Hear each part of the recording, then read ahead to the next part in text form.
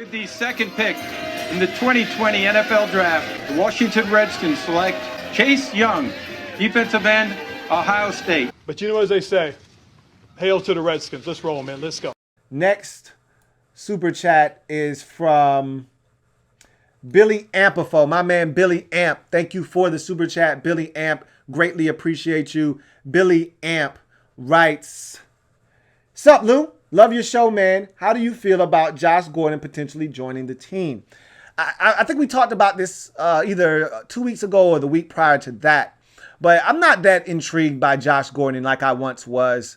You know, his best football, Flash Gordon. When I was excited about him, when he was Flash Gordon, I wanted him. I wanted him bad. Even when he had all of his transgressions off the field, I was excited about this dude. And I was like, man, because I remember back in like 2014 or whatever it was, 2015, when he was a Brown and they had doo-doo at quarterback. When I tell you their quarterbacks were doo-doo, they were trash. And he played with like 3 or 4 different guys that year, and he led the league in receiving. You know, I mean, think about that for a second. That's Larry Fitzgerald status. That's DeAndre Hopkins pre-Deshaun Watson status, where you're playing with like 3 quarterbacks a year and they still can't stop you. And I was so impressed with him that year.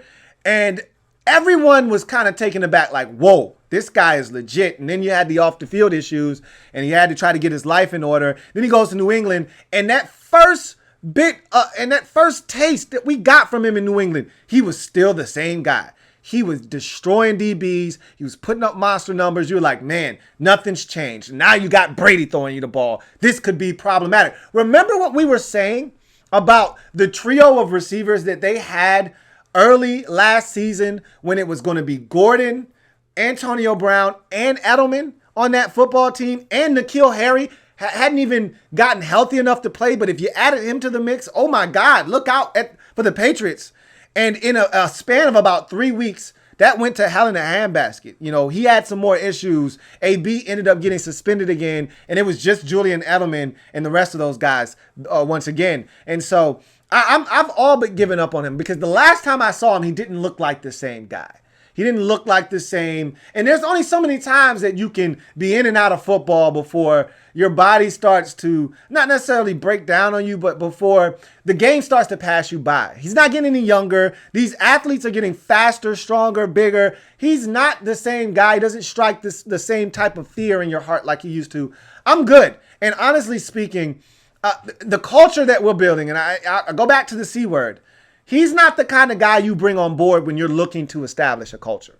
You know, if you want to bring in a veteran, you go get a veteran that Rivera's confident in, that he's probably coached before, that knows his system, that knows exactly what he's looking for out of his players and what kind of veteran leadership he needs from that guy.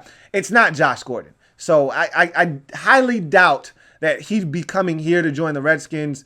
And I highly doubt that the Redskins are even all that interested in him. You know, you're going to kick the tires potentially of some veterans out there, and you know, his name may come up and they may actually discuss his name, but I don't think there's any real consideration going into a guy like Josh Gordon coming here to Washington. But, you know, we'll see. Stranger things have happened. I just don't see that jiving with what the Redskins organization has been preaching this entire offseason about instilling a culture. When you're trying to build a culture and you're getting rid of guys that you think are counter to that culture, you don't then bring in a guy the kind of guy you've been shipping out of here. You know, because if you're going to get rid of Monte Nicholson for past transgressions and say, hey, he needs a fresh start elsewhere, then that's the same thing that you could pretty much apply to Josh Gordon. So I just don't see that happening. But thank you for the super chat, Billy Amp.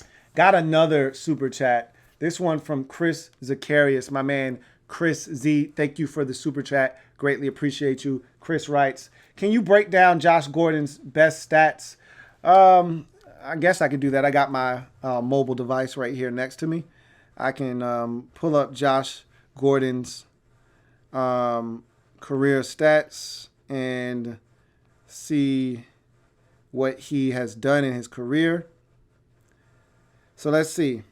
Josh Gordon, career stats Last year, he played 11 games for the Seahawks, 27 grabs for 426 yards and 1 touchdown. So that was in 11 games for the Seahawks.